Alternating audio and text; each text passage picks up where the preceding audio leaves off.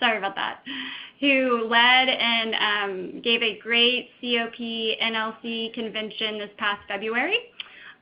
So I've been working with them to kind of continue to work with engaging landowners and working with our partners to better engage landowners as well. So we have been doing this webinar series as just continued education and a continued way to allow people to come together. We also have created a Google group, thanks to Caroline Kubler. So if you're not in that and you're interested, just give me a shout and I'm happy to add you to that Google group. So we're just thrilled to be able to have this opportunity to keep connecting our partners and doing better landowner engagement for woodland owners. So with that, I'd love to introduce Ryan Davis. Ryan Davis is a Forest Program Manager with the Alliance for the Chesapeake Bay. Ryan, let me just pull this up really quick.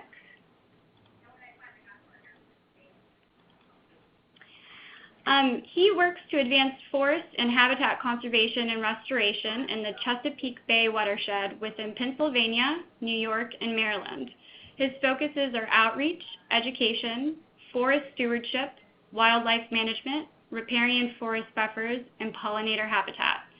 Ryan has a BS in Fisheries, Wildlife, and Conservation Biology with a minor in Forest Management from North Carolina State University and an MS in Wildlife and Fisheries Resources from West Virginia University. With that being said, I am happy to pass it over to Ryan, and we're excited to hear your presentation. Thanks, Ryan. Great. Yeah, thanks, Chelsea. I guess if anybody can't hear me, just say so, and I'll try to maybe reposition the speaker or something. But yeah, really happy to talk to y'all today.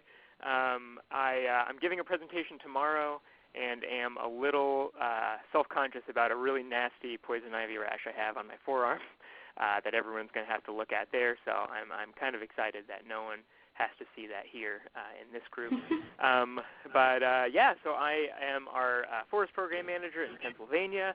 And we've been really lucky to have a bunch of opportunities to pilot and expand a program that I think is pretty cool and I hope will be applicable to a lot of people across the country, actually. And so I'm going to talk a lot about sort of Pennsylvania-specific issues with hardwood management and kind of a lot of our forest trends that we've had here in sort of the Northeast and Mid-Atlantic. But I found by talking to people around the country and in other fields that this is actually a pretty widely applicable way of approaching a bunch of different issues that we have working with private landowners in a bunch of different contexts. So I'm hoping not to take too much time just talking and that there will be enough time for sort of discussion and kind of going back and forth. Yeah, so I guess first and foremost, let me see here. There we go. Great. So first, what is an organization that is tied to an estuary have to do with forest management? My job as Forest Program Manager is to increase the quantity and quality of forest cover in the Chesapeake Bay watershed.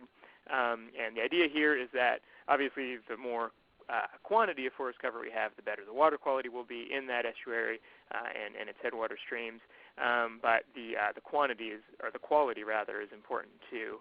The better quality we have for timber management, for wildlife, and so on, the more likely it is to stay forest and not be converted to some other land use. So that is kind of the excuse for me to get to do pretty cool stuff like this.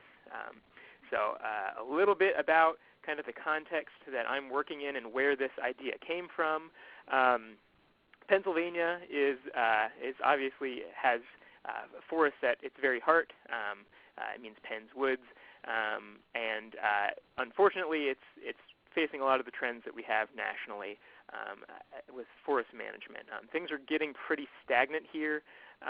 Historically, in the early 1900s, there was what we refer to as the Big Cut, where pretty much all of Pennsylvania was cleared, and not clear cut with regeneration in mind. At that point in time, we didn't really do that kind of thing. Regeneration wasn't really considered too much. It was mostly just cut, and then a lot of it was allowed to grow back. Some of it was converted.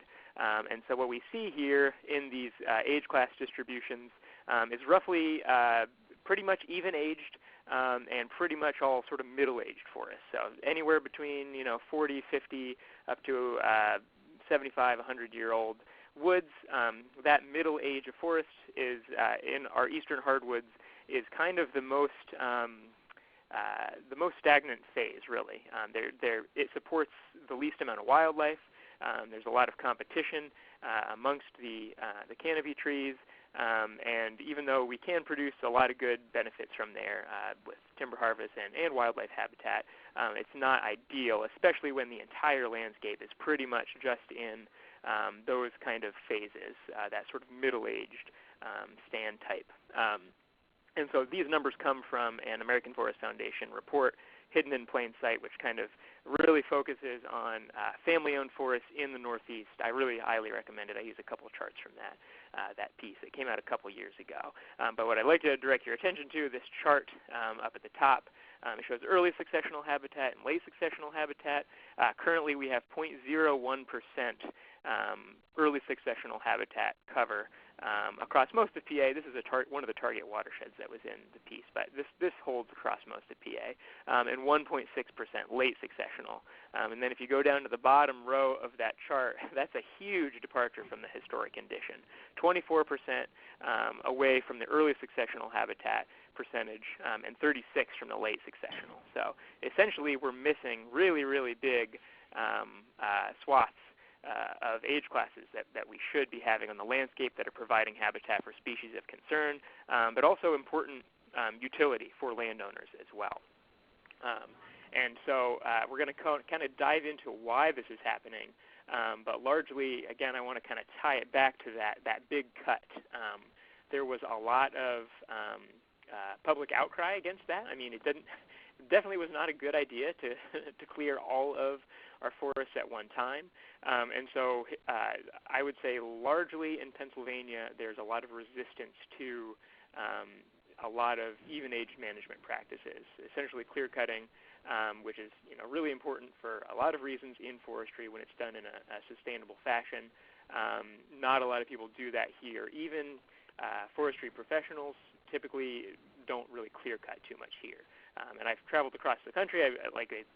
Chelsea said earlier, I went to North Carolina State, and we were, clear-cut kings down there, all about sustainable clear cutting for pine regeneration and oak hardwood regeneration. But up here, I was kind of shocked when I started working up here that people didn't really do that, and I think that's largely because of that legacy of seeing kind of how bad things got, how little stewardship there was, and that is kind of tied closely in people's minds to clearing. And so what happens oftentimes here, and this is probably the case in a lot of everybody else's geographies as well, is people think that what's better is to maybe cut a tree here, a tree there, a selective harvest, thinking that that's a lighter impact and better for the woods. What that is typically masquerading as a good thing, but is really just high grading, a diameter limit cut where you're taking the best timber and kind of leaving everything else. And most of our woods can tolerate that, once, twice, 3 times, 4 times, but once it happens over and over and over again, decade after decade, what we're left with is not only stagnant woods as far as age classes and a lack of diversity in those age classes and habitat types, but our woods overall are just degraded. And so there's multiple reasons for this. Pennsylvania is pretty unique in the east. There's actually a lot of public land in Pennsylvania. We're 84% private, which compared to some states out west is, that seems like a lot, but I think it's one of the highest ratios of private land, of public land to private in the East Coast. And 70% of our forest cover in the state is privately owned. Now, where this starts to get dicey for having good effective sustainable forest management is that 97% of these forested properties are under 100 acres in size. This chart here on the left comes from the Yale School of Forestry. They have their breakdowns for every state about land ownership. Highly recommend checking those out too if you're in the forestry outreach realm. And what's remarkable here, so they have it broken down by size, and 67% of our private forested properties don't even show up on this chart. 67% of our forest landowners have less than 10 acres. And then additionally, most of our ones that are on this chart, so 97% total, are under 100 acres in size. That's a pretty important number, that 100 acres, because there's quite a threshold in how much you can get done on a property if it's too small. And so again, I'm sure I'm preaching to the choir here, but traditionally a lot of our forest management relied on bankrolling pre-commercial treatments like spraying herbicide or thinning or deer fencing, anything like that. A lot of that stuff was bankrolled by harvesting high-quality timber. And then you do all these pre-commercial treatments that are going to eventually create high-quality timber, and the cycle goes on, and that works really well. But if you only have, say, 30 acres, 20 acres, 15 acres, it is really, really hard to bankroll all that pre-commercial work with a timber harvest, especially in this degraded condition that a lot of our forest stands are in that have been high graded over and over and over again.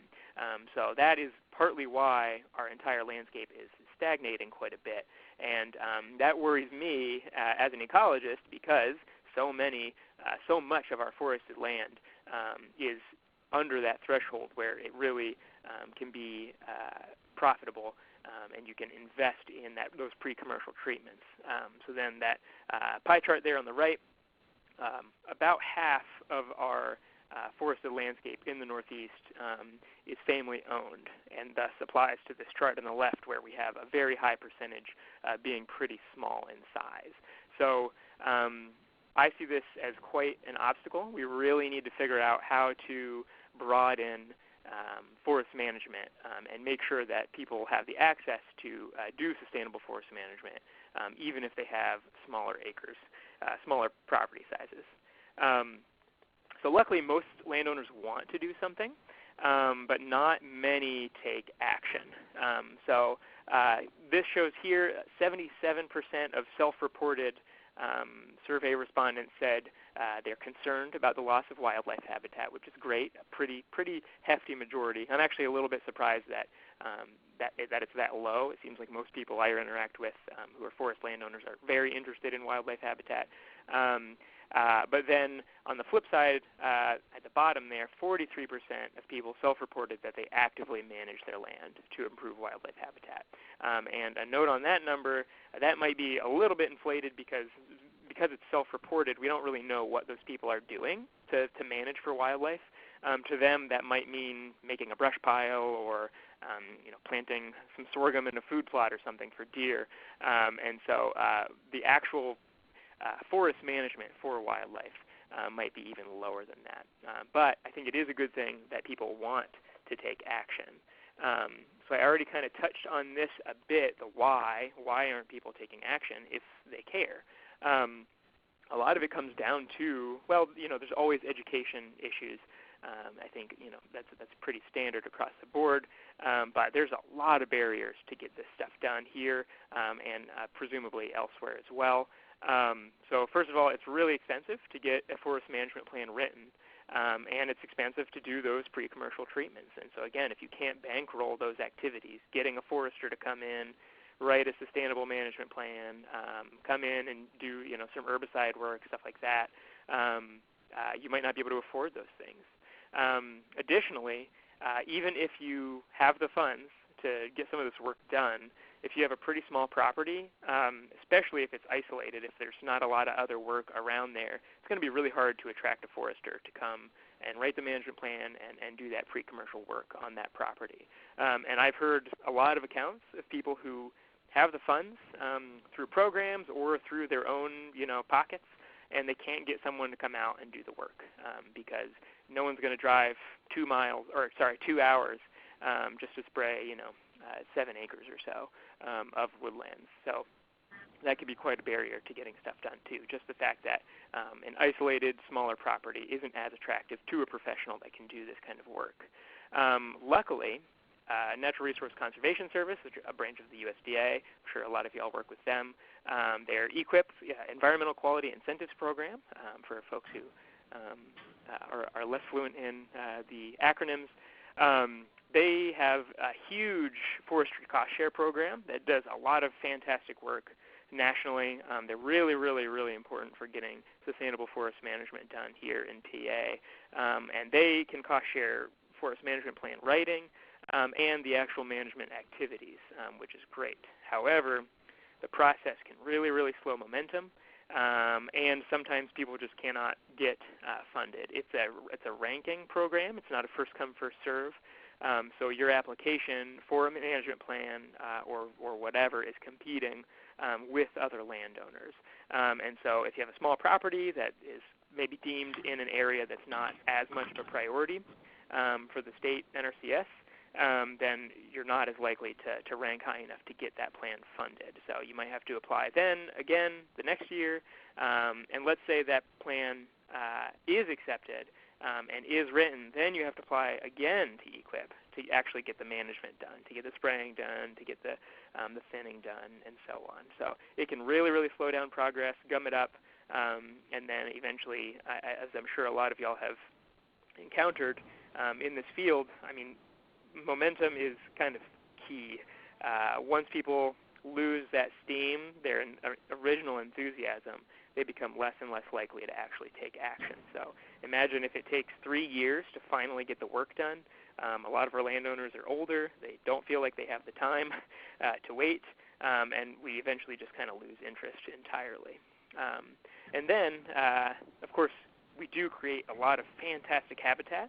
I've been on a lot of these sites where we've done some great EQIP forestry. Kind of the seed for this program was planted in my brain several years ago at my last job. I was doing bird surveys in habitat patches that were created for golden-winged warblers. And so I would drive to where the site was, get out, do my warbler count, and then punch in the address in my phone to go to the next site, and it would be like 45 minutes away. And so, you know, for a golden-winged warbler, that's not really going to work. They're not going to be able to really additively contribute to that subpopulation if the patches are really far away. Even if those patches are perfect, if they're isolated, they're become islands, and they're not going to really contribute to the population. Of course, we have really steep declines of a lot of species, and I talk about golden-winged warbler a lot because that's one of the high priority species here in PA, but it's the same with ruffed grouse, American woodcock.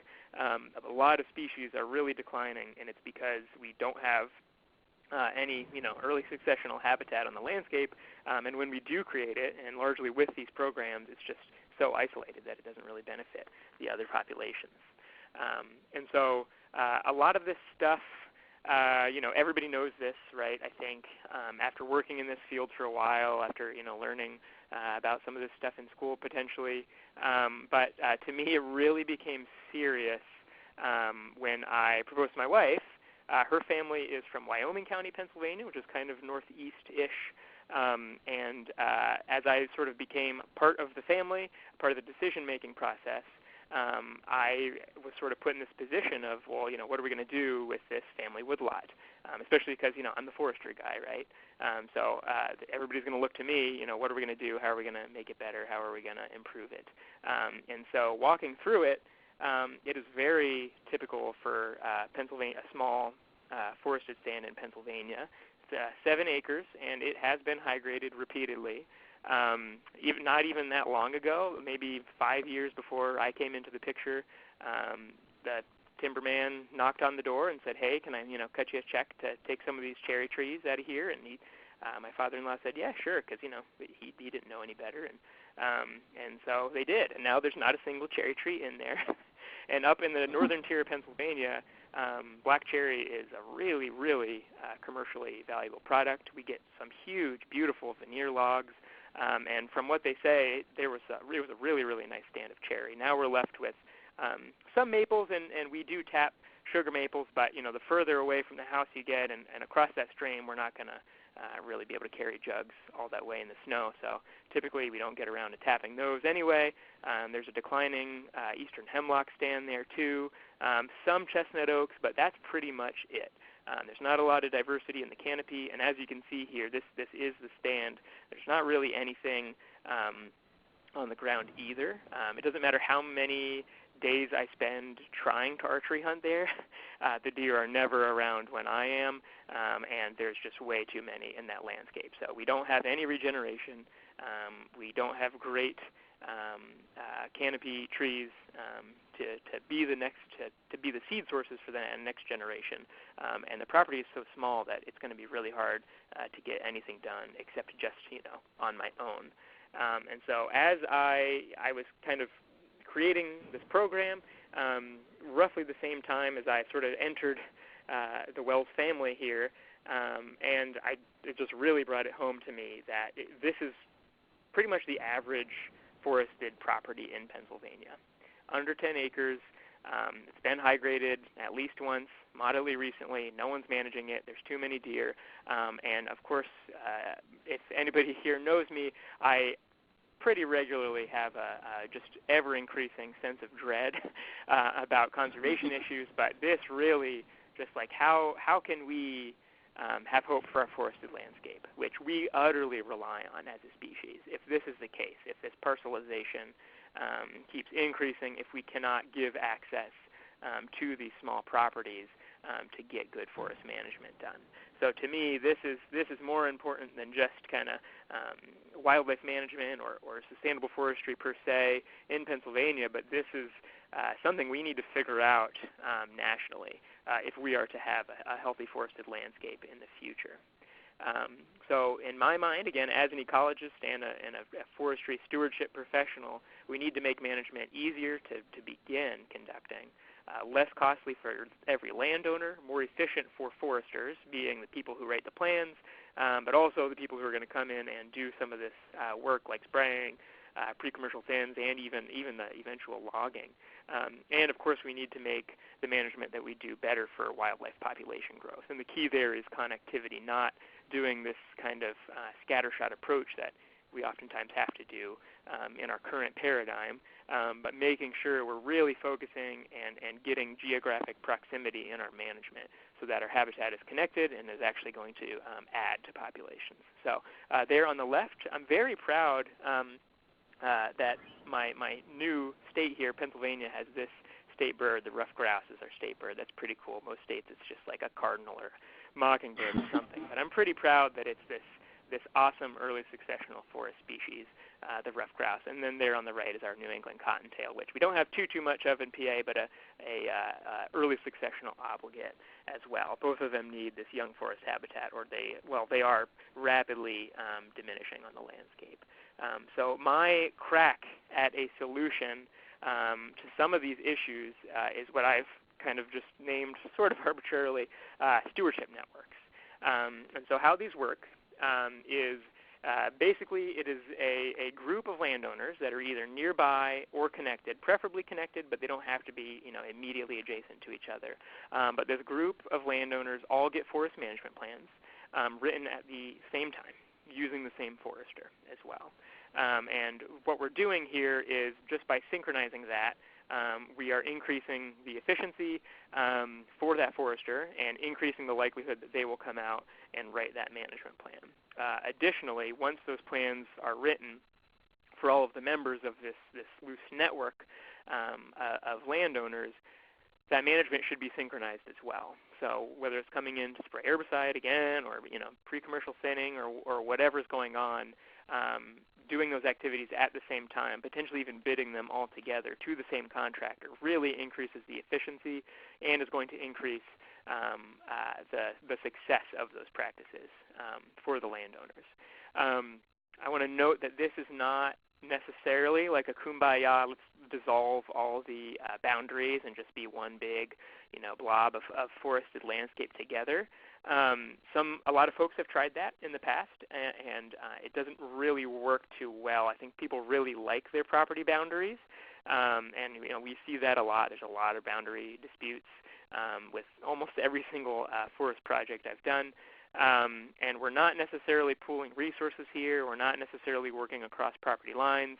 We're really just synchronizing, coordinating, making sure everyone is doing these activities at the same time and with the same contractor so that we can increase the efficiency and the resulting benefits, of course. Now, ideally, working across property lines would be great. That what I think of frequently is invasive control. If you have, 10 or 15 acres, you might be able to get somebody to come in and spray with a backpack sprayer, just kind of spot spraying invasives. But if you have 200 acres that need invasive treatments, say the entire network all needs invasive understory treatments, you can hire somebody to come in with a fogging machine and spray everything at once, and it would be a lot more effective. There'd be less colonization from adjacent properties in the future, and so on and so forth. So ideally, sure, pooling resources, working across property lines would be great, but really we're finding benefits of this stewardship network approach just by kind of synchronizing and coordinating things. And so this is where the luck comes in that I mentioned earlier. We've been able to get funding a couple years now from NFWF, the National Fish and Wildlife Foundation, to pilot the Woodland Stewardship Network program, where we're building this approach, kind of baking it into the DNA of forestry in Pennsylvania, and it's been pretty fantastic so far. So these networks, these stewardship networks, can totally be built by landowners on their own. I'm going to kind of get into how they're built later and how people might be able to do this without any outside resources. But essentially, if two neighbors just decide, hey, we both have 50 acres, why don't we hire, one forester to write both of our plans, and we'll each pay our own half, but we're just going to do it at once, then that's a network right there, and that's going to really solve a lot of those barriers to forest management. But, of course, it helps to have coordination and outside resources to help get this going. And so what the Woodland Stewardship Network program does is we build these networks of properties. Every single property receives their own EQIP-eligible forest management plan. So the consulting forester gets chosen by what I call the Keystone Landowner, the person who kind of starts this whole network around their own property. They choose the consulting forester they want to use, and I make sure that that consulting forester is going to write a plan that will be compatible with EQIP funding later, so that once the plan is written, they can take this into the NRCS office and hopefully rank pretty high to be able to get funds to do the implementation. And then also on the back end, every person who participates in one of these networks gets a voucher to enact any activity that's in that forest management plan. So let's say that I would put my next paycheck on most of these forest management plans are going to prescribe understory treatments for invasive species. And so what I'm envisioning, what I'm hoping people will do, and a lot of landowners have told me that this is largely their intent with this money, is they'll take this voucher, which is pretty modest. It's based on the size of the network as a whole and the size of a property that the person adds to the network. And so there's an incentive there to build the network larger and, of course, for every landowner to enroll all of their acres in the program. But people can use it to invest in a brush saw or a backpack sprayer, buy a bunch of herbicide. They can use it to offset the gap of what is cost shared by EQIP. So EQIP typically pays somewhere between 70 and 80% oftentimes for these treatments. So they can use that to kind of fill that gap. They can use it to pay for an additional herbicide treatment or something like that. I kind of don't care what they do with it as long as it's written in the forest management plan. It's going to help them to start doing this management on their own once the network is completely built. And so I realized when I was running through this morning that this map is not going to really matter to most people probably, but this is central Pennsylvania. You can see down there at the very bottom, that's the border of Pennsylvania and Maryland, and then a little bit above the map is the border of Pennsylvania and New York, so this is kind of central PA, and we've been able to expand this geography with that second NFWF grant into kind of the stronghold of private lands forestry in PA, kind of the northern tier as I call it. But there's a lot that's in sort of the central part of the state where we have a pretty mixed landscape. There's a lot of agriculture and less forest cover than I would prefer, and so there's less active forest management going on. And so I think this is a really, really important geography to bring this program to people because there's going to be less of an industry here. A lot of our mills for firewood, focus or pulpwood have been shutting down in a lot of these geographies. There aren't that many mills in this area anymore, and so there's less and less of an opportunity to make money off of some of these pre-commercial treatments or kind of moderately commercial treatments. And so it's really, really hard to get forest management done here. Also, it's such a weird shape because what I did was I took geographies that were targeted as family-owned forests, and I overlaid that on top of areas where there's funding for warbler-specific forest management, golden-winged warbler and cerulean warbler. And why I wanted to do that was I didn't want to get everybody a forest management plan, get everybody educated, ready to go, and then them not have any funding source to pay for implementation. I wanted to make sure that there was a pretty guaranteed source of funding through EQIP once they had their management plan. But we just applied for a couple grants to actually expand this further into PA, but also across the border into Maryland and then even Virginia too. So I'm pretty excited. Keep your fingers crossed for me on that. So we got the first grant in, I think we heard about it around Thanksgiving 2017.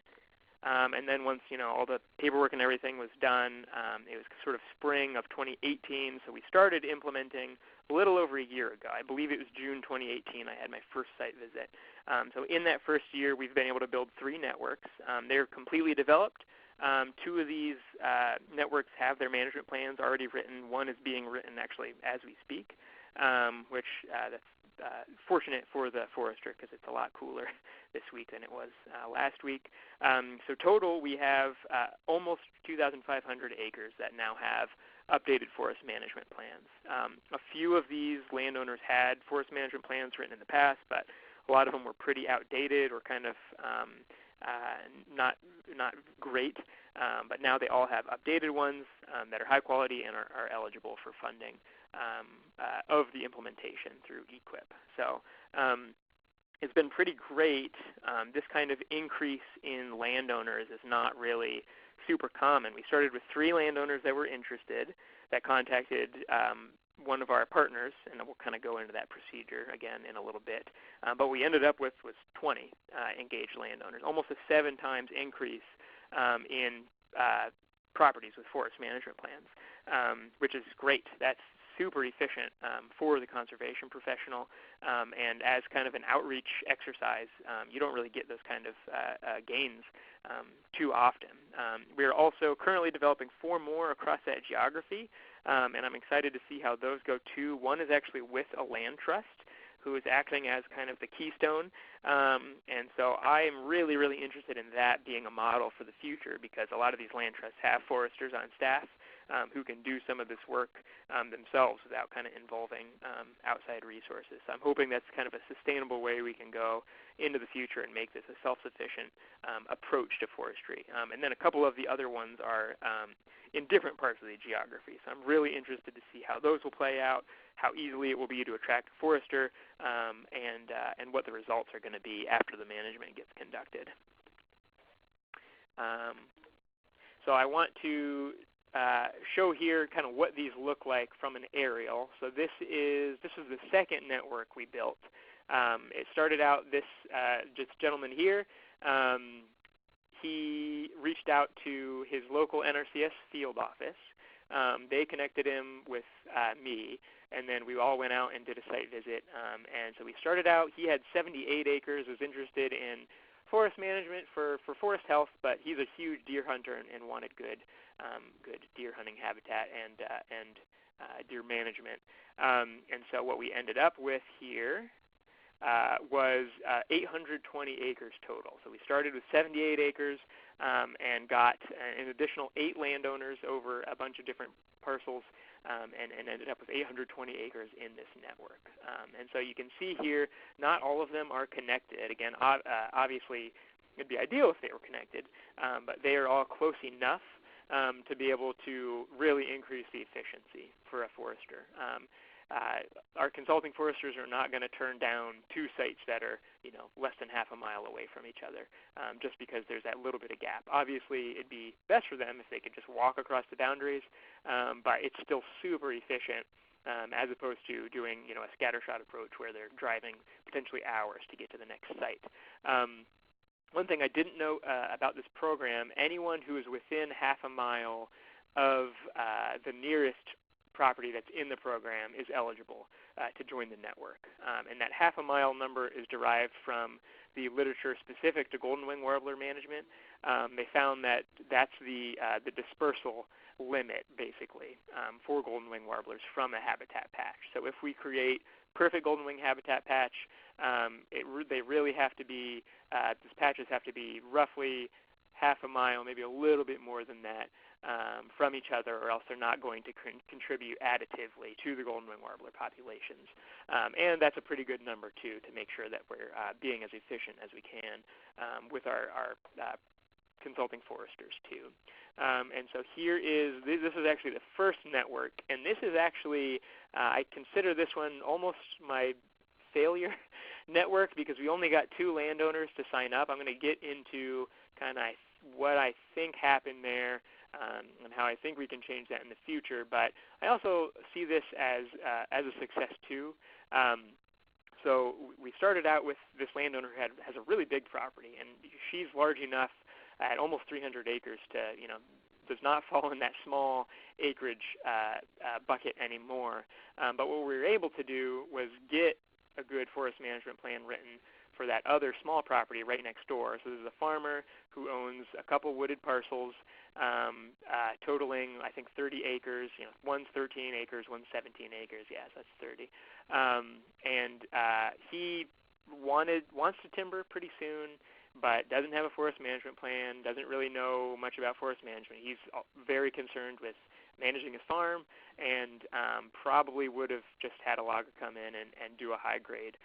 But now he has this forest management plan, and he can make sure that anyone who's cutting timber can follow that. And also, hopefully, we'll go through some EQIP programs to do some of the pre-commercial treatments as well, so that the stand will be in better shape when it is time to harvest it. So a little bittersweet, bit of a success, bit of a failure, and we'll kind of diagnose that a little bit.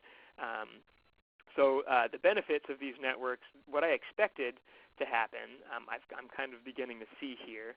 Well, first of all, this one's kind of easy. I mean, we get all these people free forest management plans, so we now have more landowners with forest management plans. And I'm pretty proud of that, having 2,500 acres under forest management plans now. That's pretty awesome. What I'm hoping to get, and it's looking like this will happen, but obviously the management hasn't happened yet because the plans were just written this spring and summer, but we're hoping that more landowners are going to be actively managing, that it's not just going to be the Keystones who contacted me in the first place, but a lot of their neighbors, a good portion of them, now have the tools and the access to actually do some active forest management to kind of combat that general stagnation of our forested landscape. And then on that note, hopefully over time we will get a better landscape for forest health, but also more habitat connectivity, more of a mosaic of age classes on the landscape, and thus better results for the species of concern and future species of concern. So those are things I kind of expected and sort of intended. I kind of designed this to bring those results. But some things that I didn't really expect are, first of all, we're kind of building in mentorship into these networks.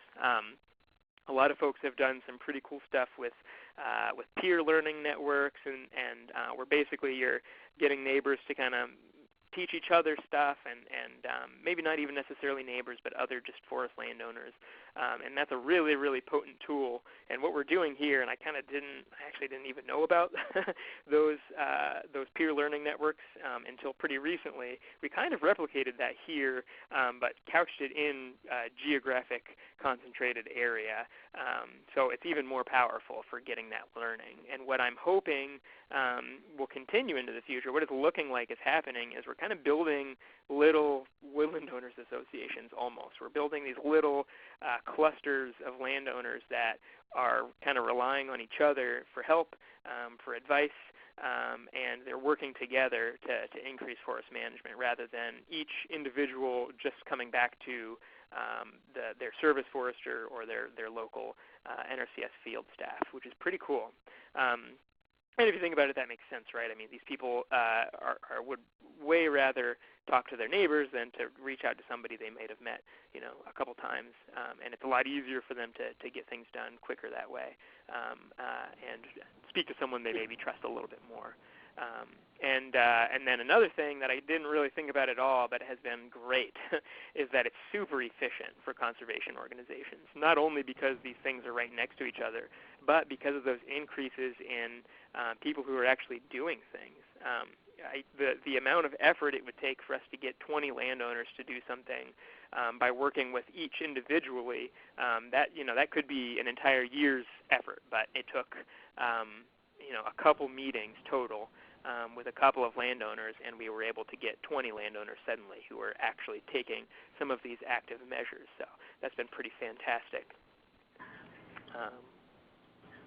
And so some of the lessons I've learned from these pilot networks, first of all, the local partners have been amazing for getting this stuff done. So our Department of Conservation and Natural Resources, there on the left, DCNR, they have service foresters in every county. I'm sure all of y'all have very similar setups in your home geographies. But what they do is they work with private landowners. They don't write forest management plans, but they can write some informal sort of stewardship plans.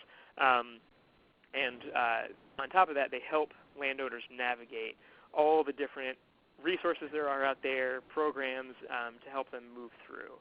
Also, they are kind of the forestry liaisons to the USDA NRCS for getting forest management done. So any of these EQIP practices, they all have to be verified by the service forester before things continue. And then additionally, the Pennsylvania Game Commission has diversity biologists too, who depending on what the funding is in a given year, they have programs to help people with private management as well. So there's this body of conservation professionals out there already, these local partners who know these landowners and who have been working with some of the landowners in this area. And by basically just giving them this tool, they're able to really blast off and do a lot of this work kind of for me. And again, it's very efficient for them, very efficient for me, and it makes more sense than me kind of trying to recreate the wheel there. Another thing I learned, and this is that you may have noticed, I'll kind of click back here into the my pilot results. There we go. So there's a huge jump here. That third network, 9 landowners, 1,300 acres, that is huge. And this is a pretty small sample size, so I don't know, it's hard to kind of really diagnose what went on here, but I decided to try something a little bit different with that network. And what I did was, instead of just meeting with the Keystone, who was the person who reached out to DCNR in the first place, I asked them to invite as many of their neighbors as possible to the first meeting with the Keystone. So instead of just talking to one person, I was talking to 5 landowners that were involved, and the network grew way quicker and way larger than I think might have happened if I just started with one person. And I think that's for a couple reasons. First of all, people are bringing different strengths to the table. Some landowners are just not very good at talking to their neighbors or maybe educating their neighbors on some of this forest management stuff, even if they know things and are knowledgeable and are ready to do that outreach. It takes a long time to kind of hone those outreach skills, and I think some people kind of have it a little bit more than others inherently, and so the more people you bring to that initial meeting, the more strengths you're going to be bringing to the table. And then additionally, just kind of through networks, one landowner might not know half of their neighbors, but the next landowner might know those ones that the first one didn't know. So when you start with multiple people, you're basically increasing their network that they have, that they know that they can recruit into this the stewardship network. And then finally, and I touched on this with that one network that I kind of feel like is a bit of a failure, but sort of don't also, is this kind of glimmer of hope for these tiny parcels, that if we can get larger properties to buoy smaller properties that are nearby them, then we might have a chance at actually reaching those folks who are, in the low teens for acreage, or potentially even less than 10 acres in size. Haven't been able to crack that yet as far as getting the management done on those smaller properties, but that's a potential in the future. That's something I'm looking forward to in the future, is trying to tackle that issue. Just want to make things a little bit harder for myself even. Then additionally, specifically pertaining to the Keystone Landowner, and that's why I have that beaver dam there, my favorite keystone species. And again, this might be a small sample size issue with only having 3 networks that are completed right now, but it seems like when the keystone is not an absentee landowner, it grows a lot quicker and better. And so that one network that was only ended up being 2 landowners, the Keystone Landowner is actually, it's been in her family for 3 generations. She grew up basically there all summer. There's a little, cabin off the grid on that property, but otherwise she doesn't live there. She lives in West Virginia, out of state.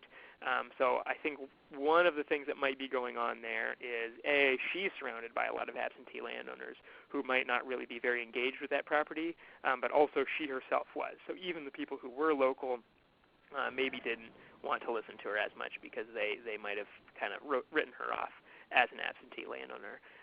And then I touched on this already, but I think some landowners, some keystones are great at outreach, are kind of inherent, salespeople for this stuff, and some just aren't. And so that's another thing that I want to make sure in the future I kind of can assess how much assistance they need in growing this network. I have found on the note of that first point with the absentee landowners, it's really hard for someone to give any advice to a private landowner without them reaching out to you first. Especially, I think part of it is, my organization name. It's some weird, who cares about the Chesapeake Bay? This is central Pennsylvania in the woods. There might be a real big disconnect there where maybe if I was with the Rough Grouse Society or something, that would have been easier. But I found that those landowners that are, even if they are absentee, they have a way better likelihood of reaching their neighbors than I can. And on that note, I was a little bit surprised that most landowners know most of their neighbors, at least have their contact info, their mailing address, their phone numbers, and stuff like that. So even if they are not getting an actual response from their neighbors, typically they have been able to reach them. So that's been pretty promising as well. And then on this note of the Keystone landowners and some being kind of maybe better than others at doing this kind of stuff, I wanted to share, excuse me, this is one of the networks that's being built now. And this Keystone landowner wrote this letter to his neighbors, and he sent it to me, hey, is everything right on here? Can I send this out? Before he sent it out, but it's pretty amazing. He had maps, he had topo maps, he had parcel boundaries with everybody's acres lined up. He explained about the farm bill. He explained about the history of this area, what the stewardship networks would do, a little bit about forest management, and he is a complete outlier because he works for a conservation nonprofit, but also is a consulting forester on the side. Moonlights as a consulting forester, so he's not going to be your typical Keystone landowner. But I was just completely blown away and really tickled by how much effort he put into this. And so we'll see how this one grows. Maybe that's the key, is to have a letter written by the Keystone as the initial outreach. And so on that note, kind of how these typically work is, first of all, the partner organization finds the Keystone landowner. We've tried mailings, but really what seems to work best is just in their day-to-day business. The partner biologists have this program kind of in their back pocket, and when they talk to a landowner who seems like this would be appropriate for, they'll introduce it to them, and that's how we identify our Keystone landowners. Then we have a meeting where I meet with that Keystone landowner, and we also bring out the service forester and our CS staff, any other partner who's engaged with that person. And of course, what I've learned is that we really need to encourage as many neighbors as possible to come. Even if they don't all sign up, or if none of them sign up, at least we could potentially start to build those social networks into this.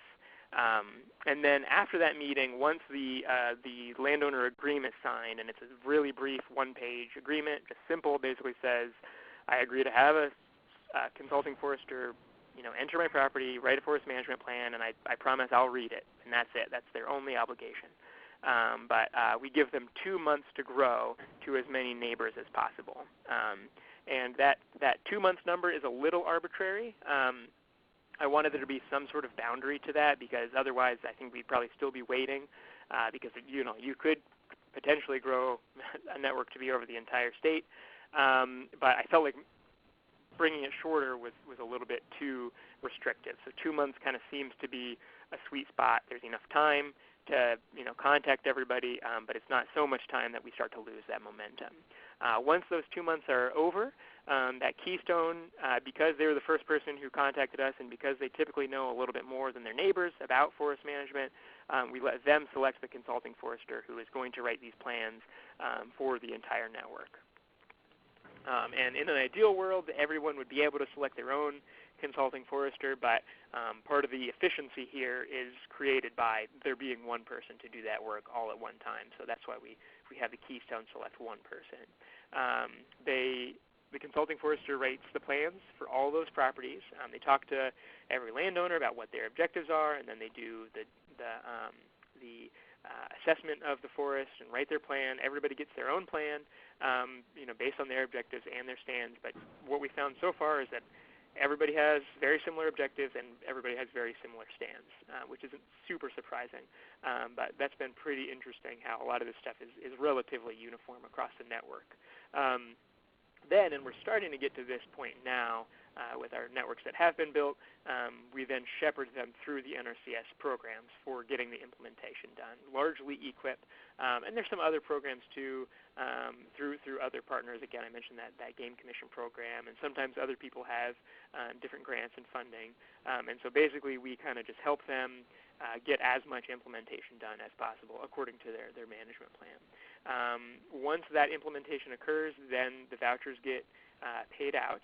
And I didn't really realize this until a couple months ago by just kind of having conversations with folks that I accidentally built in basically an assessment tool into this program because I will know that people are implementing because they're going to be asking me to reimburse them for that implementation. So if no one contacts me for that voucher, then I know that they probably didn't do anything with their forest management plan.